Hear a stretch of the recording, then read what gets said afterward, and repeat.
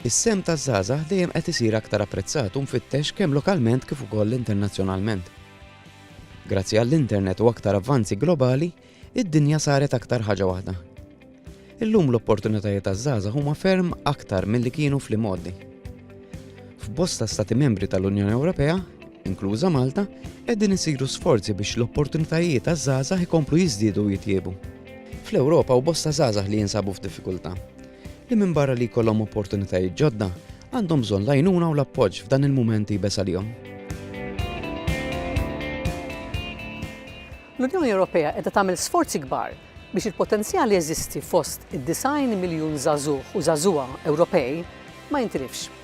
Il-ħidma fil-Parlament Ewropew tifok ħafna biex jinħolqu aktar opportunitajiet taċ-ċittadini u saret ħidma importanti dak li għandux jaqsam maż-żgħażagħ. Fost oħrajn, tnediet strateġija għaż-żgħażagħ fl-Unjoni Ewropea li tħares lejn l-opportunitajiet u fl-istess waqt tħeġġeġ aktar żgħażagħ biex jipparteċipaw f'attivitajiet fuq programmi u inizjattivi diversi. B'mod partikolari, il-Kumitat ta' Kultura, Edukazzjoni u Sport li tiegħu jiena membru jiffoka ħafna fuq iż-żgħażagħ u s-suġġetti bħall-edukazzjoni, it-taħriġ, is-saħħa u s-settur tax-xogħol. Il-mira tagħna hija li l-politika preżenti u dik tal-futur tkun effettiva biex tindirizza l-aspirazzjonijiet u l-bżonnijiet taż-żgħażagħ. Bosta adulti żgħar fl-Ewropa qegħdin jiffaċċjaw problemi ekonomiċi, soċjali u ta' nuqqas ta' xogħol u rridu nsibu soluzzjoni biex intaffu dawn il-piżijiet minn fuq dawn iċ-ċittadini tagħna. Il-kriżi ekonomika li kellna ftit ilu laqtet lil bosta żgħażagħ uħud mill-effetti tagħha għadhom jinħassu sew sal-lum. B'xorti tajba f'Malta din id-daqqa ma ħassejniex daqstant, grazzi għal ħidma bil-għaqal tal-Gvern Laburista li f'bosta oqsma, speċjalment f'dak tal-impjiegi, għamel avvanzi kbar. Madankollu ħafna żgħażagħ Ewropej sabu ruħhom f'riskju ta' esklużjoni soċjali u dan kollu xejn ma jawgura tajjeb jekk l-Ewropa ma tagħtix l-appoġġ tagħha lil dawn il-persuni meta għandhom bżonn. Biex nagħmlu l-affarijiet ċari, il-politika dwar iż-żgħażagħ hija kompetenza tal-Istati membri, filwaqt li r-rwol tal-Unjoni Ewropea huwa dak li tikkoordina u tagħti linji gwida u appoġġ tagħha. Għaldaqstant, l-Unjoni Ewropea ma tistax tieħu deċiżjonijiet fuq liema miżuri għandhom jittieħdu mill-Istati membri. Però qiegħda ssir ħidma ta' koordinazzjoni biex il-Ministri tal-pajjiżi involuti u l-Kunsill tal-Unjoni Ewropea joħroġu flimkien l-objettivi u l-prinċipji li għandhom jiġu adottati biex jgħinu liż-żgħażagħ Ewropej. Minn hawnhekk, kull stat membru huwa liberu jiddeċiedi liema objettivi u prinċipji jgħoddu l-aktar għal pajjiżu u b'hekk kull pajjiż jużhom fl-istrateġiji nazzjonali tiegħu. Nista, ovvjament dan isir peress li kull stat membru għandu l-problemi u s-sitwazzjonijiet uniċi tiegħu u ma tistax tagħti l-istess mediċina lil kull pazjent li kull għandhom kundizzjoni differenti minn xulxin. L-oqsma li qiegħda tiffoka fuqhom l-istrateġija ġdida għaż-żgħażagħ huma dawn: l-edukazzjoni u t-taħriġ, l-impjiegi u l-intraprenditorija, is-saħħa u l-benefiċċji, il-parteċipazzjoni, il-volontorjat, l-inklużjoni soċjali, iż-żgħażagħ u d-dinja u l-kreattività u l-kultura. Kull qasam għandu importanza kbira u fuq trid issir ħidma biex noħorġu bl-aħjar u bl-aktar soluzzjonijiet effettivi. Din l-istrateġija mbagħad tinqasam fuq żewġ pilastri li tkun tiffaċilitata tranzizzjoni mill-iskola għad-dinja tax-xogħol u biex isir inkoraġġiment għall-inklużjoni soċjali u s-solidarjetà fost iż-żgħażagħ. Dan qed jingħata importanza assoluta minħabba li xi żgħażagħ qed jersqu aktar lejn ir-radikalizzazzjoni, jiġifieri li adottaw ideali politiċi, soċjali u reliġjużi estremi u jingħaqdu ma' organizzazzjonijiet bħall-ISIS pereżempju. Hemm bżonn serju li dan jiġi evitat. Allura jiena nittama biss li dak kollu li qed jiġi diskuss u mwassal biex iż-żgħażagħ Ewropej li bħalissa jinsabu f'diffikultà isibu fl-Unjoni Ewropea l-appoġġ u l-għajnuna li tant għandhom bżonn bħalissa. Is-sitwazzjoni taż-żgħażagħ f'Malta hija ferm aħjar minn dik ta' bosta żgħażagħ madwar l-Ewropa. Il-qasam tal-impjiegi f'Malta qatt ma kien daqshekk b'saħħtu, tant li għandna rata ta' impjiegi rekord u l-inqas rata ta' qatt fl-istorja. Iżda l-opportunitajiet taż-żgħażagħ ma jdurux biss mal-qasam tax-xogħol. Għalkemm dan huwa ta' importanza kbira, naraw x'kellhom xejdulna s-Segretarju Parlamentari Clifton Grima kif ukoll rappreżentanti oħrajn taż-żgħażagħ f'pajjiżna. Hemm numru ta' programmi li jekk wieħed jiġi jsemmihom għandek lista li bażikament ma tispiċċa qatt imma jekk wieħed ħares lejn Erasmus Plus, jekk wieħed ħares lejn numru ta' programmi oħra blan illi jħajru liż-żgħażagħ jitlu f'ċertu oqsma partikolari, jekk wieħed isemmi l-Solidarity Corps. Mingħajr ma qed nidħol fil-mertu ta' kull programm, wieħed jifhem illi hemmhekk qegħdin mod reali nesponu liż-żgħażagħ tagħna għal xogħol kemm ġew pajjiżna u anke lil minn pajjiżna. Pereżempju, meta wieħed jitkellem dwar xogħol li huwa marbut mal-Unjoni Ewropea, allura b'mod inevitabbli wieħed jaħseb dwar Brussell hemm numru ta' opportunitajiet ta' żgħażagħ Maltin illi jistgħu jiġu sfruttati propju permezz ta' dawn jiġu utilizzati miż-żgħażagħ tagħna propju permezz ta' dawn il-programmi illi diġà qegħdin hemmhekk. Jiena rrid ngħid illi reċentament kelli laqat ma' numru ta' membri parlamentari Ewropej li jirrappreżentaw il-pajjiżna u m'għaddejjaq xejn nitkellem mal-Onorevoli Marlin Mizzi fejn Marlin bil-grinta tagħha xi ħaġa li hija trademark ta' Marlin offrit il-numru ta' żgħażagħ Maltin illi jitilgħu għal esperjenzi ġew Brussell. U naħseb li dawn huma kollha affarijiet illi forsi jekk wieħed jarahom mod individwali jidhru affarijiet li huma żgħar. Imma meta mbagħad wieħed jara l-istampa globali, jara l-istampa b'mod aktar wiesa', mod usa, wieħed jirrealizza li dawn huma kollha biċċiet żgħar mill-puzzle illi jkomplu kif tkellimna aktar qabel. Jiffurmaw liż-żgħażagħ tagħna sabiex ikunu jistgħu jieħdu deċiżjonijiet informati, deċiżjonijiet illi ikunu fl-aħħar tal-ġurnata jiswew ta' ġid propju għalihom bħala individwi u fuq kollox lis-soċjetà Maltija in ġenerali.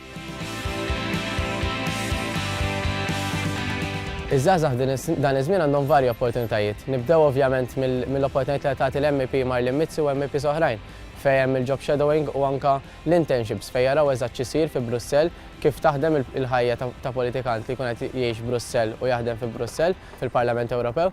Apparti minn hekk ovvjament hemm ukoll Erasmus fejn studenti jkollhom ċans li jmorru barra minn Malta f'diversi pajjiżi minn 3 xhur sa sena. Hemm ukoll ovvjament proġett li bdejna aħna bħala Palsi huwa l-MPCI Program fejn ċertu studenti sifru varji pajjiżi fosthom anke ċ-Ċina fejn waslu li jagħmlu sa xartien fuq kultura u divertiment. Apparti minn hekk nagħmlu varji kampanji, nagħmlu elezzjonijiet. Dawn kollha affarijiet li jħeġġu l-istudent ikun iktar attiv u hemmhekk fejn ikabbar jħaddar il-karattru tiegħu. Hemmhekk fejn student inaqqas il-mistħija, iżid il-kuraġġ u ovvjament jitgħallem ukoll kif ikun immur man-nies. Bħala Pals ukoll għadna kemm innedu kampanja li jisimha Rethink. Kampanja fejn ħankun qed naraw il-problema li hawn bħalissa fejn jidħol divertiment għaż-żgħażagħ taħt 17-il sena. Ovvjament hija opportunità oħra l dawk iż-żgħażagħ li għadhom ukoll ma daħlux forsi f'istituzzjoni bħal Junior College li jagħtu sehemhom u jkun jistgħu jinvolvu ruħhom f'dawn l-affarijiet. Bħala Pals dejjem sibna jnuna mill-parlamentari Marlin Mizzi. Nibdew ovvjament billi kull meta kellna xi diskussjoni, xi dibattitu dejjem kien preżenti, dejjem rat kif tat l-għajnuna tagħha. Apparti hekk dejjem offrit opportunitajiet l-żgħażagħ tagħna li jinvolvu ruħhom fil-Pals, jekk hux job shadowing jew nkella internships. Minn dejjem kienet tkun fuq quddiem l-ewwel persuna li fejn kellna bżonn kienet tkun hemm biex tgħinha. Jiena nemmen li f'pajjiżna hemm ħafna u ħafna opportunitajiet biex iż-żgħażagħ jespandu l-istudji tagħhom wara l-edukazzjoni obbligatorja.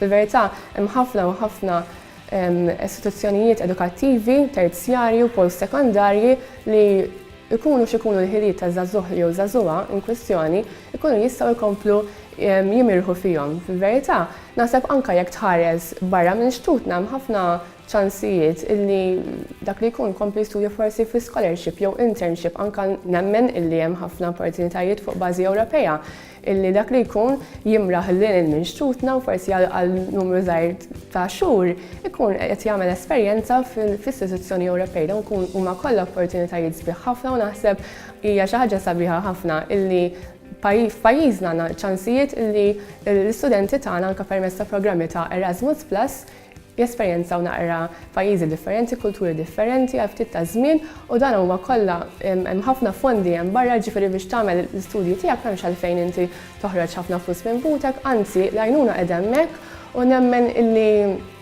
iktar u iktar il-qudiem ħankomplu naraw iktar opportunitajiet jiġu lejn xtutna għaż-żgħażagħ tagħna. Iż-żgħażagħ jaffaċċjaw numru ta' sfidi fid-dinja moderna, però naħseb li hu punt interessanti huwa li żgħażagħ Maltin jaffaċċjaw sfidi differenti minn żgħażagħ forsi Ewropej, pajjiżi mhux daqshekk il-bogħod minnha.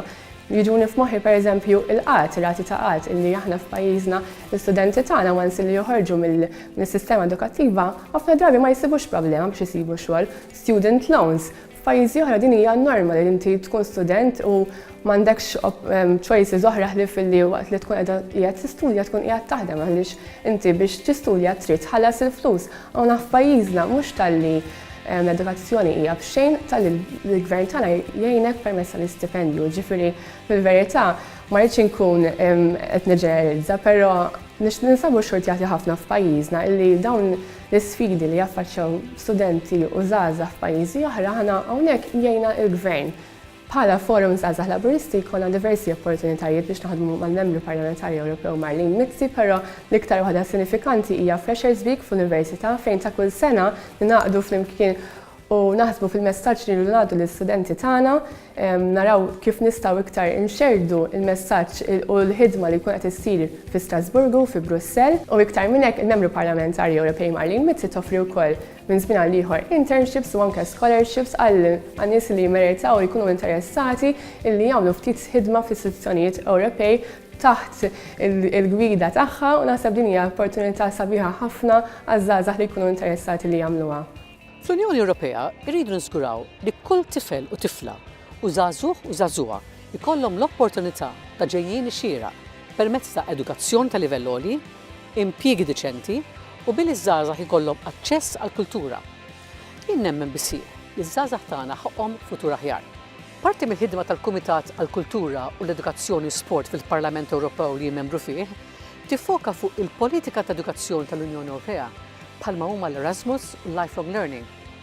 Il-Kumitat jieħu ħsieb ukoll kwistjonijiet marbutin mal-politika dwar iż-żgħażagħ u hawnhekk isiru bosta inizjattivi biex nippruvaw noffru liż-żgħażagħ Ewropej ta' opportunità u mhux ta' ostakli.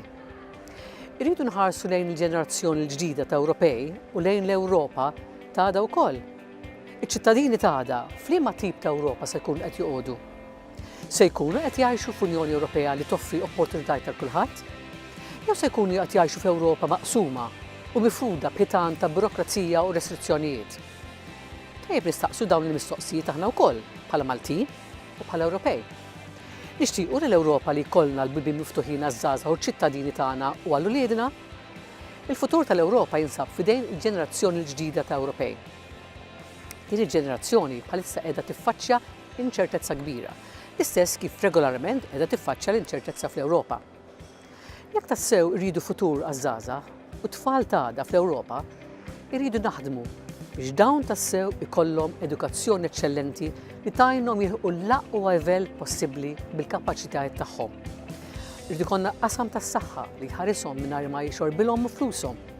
U ċertezza li hemm qasam tax-xogħol b'saħħtu li joffrilhom l-impjieg denju għal kwalifiki li jkunu ġabu b'tant sagrifiċċju. L-opportunitajiet li jeżistu għaż-żgħażagħ illum iridu jkomplu jiżdiedu u jinfetħu beraħ. L-Ewropa trid tkun art li toffri kull possibilità liċ-ċittadini tagħha biex dawn ikunu jistgħu javvanzaw u jirnexxu.